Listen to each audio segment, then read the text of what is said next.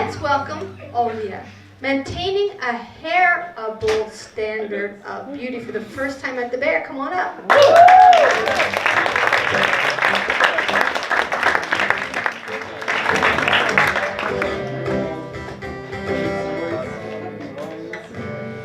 A horrible pun came into my head, which was what I did right there. So instead of talking about injuries, which you're more than welcome to ask me about afterwards, after many drinks, I will happily tell you, I decided to talk about being a hairy Persian lady.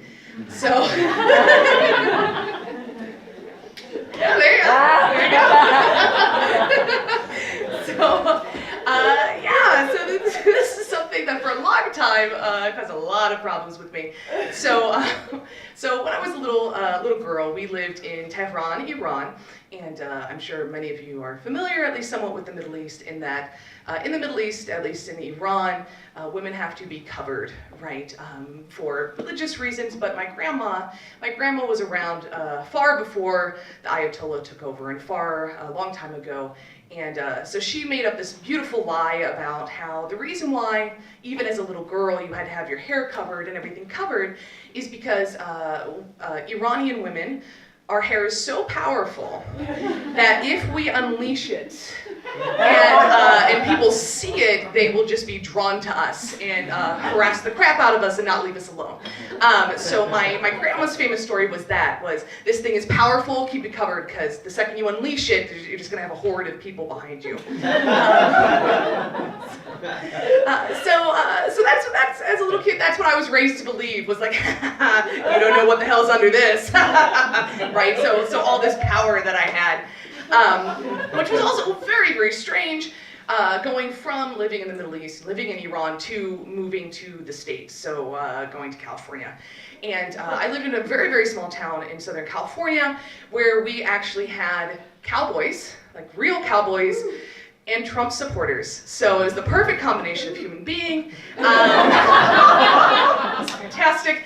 And needless to say, they had very different concepts and standards of beauty, especially when they're going through roll and you literally follow after a Johnson, a Johnson, a Johnson, a Johnson. I don't know how to say this. Okay, it's me. Okay, Smith. So needless to say, they had very different concepts of beauty and hair. So when we moved to the United States, I was very excited because I was like, I get to let the sucker loose. I get to wear t-shirts. Like, I get to show off my stuff, right? Like, I'm pumped. And then I very quickly realized that, at least at that time, people did not find that attractive. Who'd have thought that a 12-year-old with a unibrow and a mustache that was better than her father's was not seen as attractive? And nothing is better than when the little kids around you go like, are you wearing long gloves? No, I'm not. Those are just my arms. Thank you. Fantastic. Needless to say, I was horrendously made fun of when I came back, and kids are mean sometimes, man. So they actually called me in the locker room the Beast from the Middle East. Oh. Because I did not shave my legs, I did not shave my arms, and I didn't know that I had to maintain this hairy Ouroboros-like facial hair situation I had going on. Big day comes, it's the 8th grade dance. So for those of you, it's like 13 years old, and I think to myself, I'm gonna do it. I'm gonna look good, I'm gonna shave all this and maintain, it's gonna be great. So my mom decides, okay, I'm gonna support you, I'm gonna take you to, a place to get waxed. Okay, so I go and I sit in this chair, and the lady just starts with my eyebrows. So she starts with the eyebrows, and she goes, okay.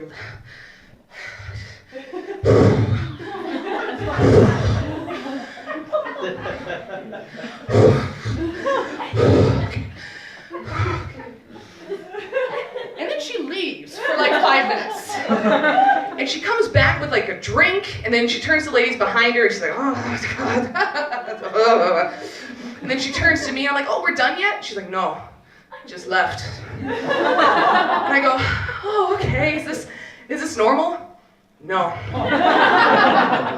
You have much hair. Okay. And then of course she goes and she starts doing the other side, and an hour later, no human being should have to, it should not take an hour for you to wax your eyebrows. So an hour later, and then the lady of course goes, okay, now for a lip, and take off pants. I'm like, Oh God, no. I am 13 years old. Do not wax any of this. Thank you, no. So in my brilliant mind, and of course I go, that was a horrendously embarrassing experience. I know what I'll do. I'll take care of the situation myself. So I go home. I am super pumped about this dance, and I decide, okay, I'm going to shave my legs myself. I've never done this before in my life. And if you know anything about shaving, nothing is better than shaving when you are freezing cold and have goosebumps.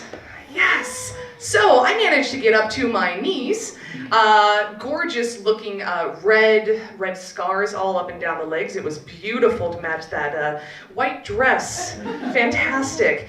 And then I didn't, as you could tell, I didn't go past the knees because at that point I'm like, I'm scarred up, I'm messed up. So great, so I have scarred legs and what looks like hairy shorts. Just right here, and then red. But I wasn't done yet. So the next thing I had to get rid of was the mustache.